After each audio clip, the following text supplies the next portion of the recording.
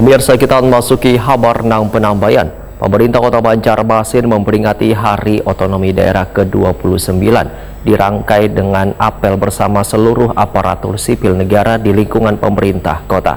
Peringatan nang mengangkat tema sinergi pusatuan daerah membangun Nusantara menuju Indonesia Emas 2045 diselenggarakan di halaman Balai Kota Banjarmasin, Jalan R.E. Marta Dinata, Banjarmasin Tengah, beisukan Jumat 25 April 2025.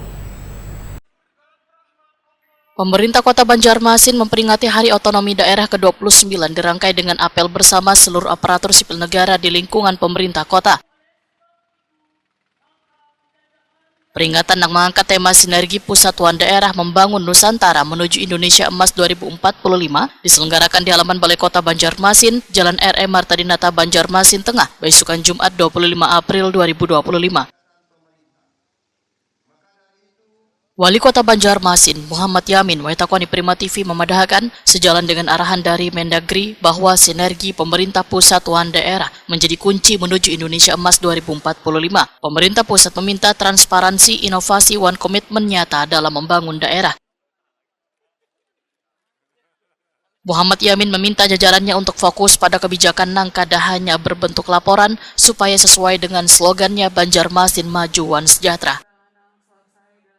Ya, hari ini kita memperingati Hari Otonomi Daerah yang ke-29 yang dilaksanakan bersama seluruh jajaran Kota Banjarmasin. Bahwa Hari Otonomi Daerah itu adalah yang mana ini adalah pemerintah pusat itu memberikan keluasan untuk kita untuk melakukan penyelenggaraan Kota Banjarmasin, yang mana tetap harus bersinergi dengan pusat.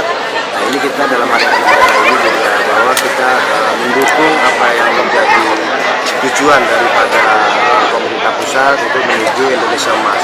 Dan kita di Kota Banjarmasin itu adalah menuju Banjarmasin Maju Sejahtera. Jadi sinergitas ini kita berharap juga pemerintah dalam melaksanakan setiap penyelenggaraan pemerintah ini harus memang transparan, kredibel, dan juga menjadi satu harus memiliki yang namanya inovasi untuk kemajuan kota kita Banjarmasin, dan juga yang pasti kita harus dalam hal ini untuk meningkatkan sumber daya manusia, meningkatkan sumber daya pendapatan daerah juga ya. Ini yang harus kita tingkatkan di lingkungan Kota Banjarmasin ya. Nah, jadi kita sinergi dengan daerah ini kita laksanakan, memang diberikan perusahaan dari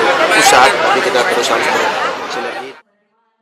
Dalam peringatan ini dilakukan pula penandatanganan komitmen transparansi penerimaan peserta didik baru untuk mencegah suap wan pungli sebagai bentuk komitmen pemerintah mengenai keadilan dalam pendidikan mencetak pemimpin jujur.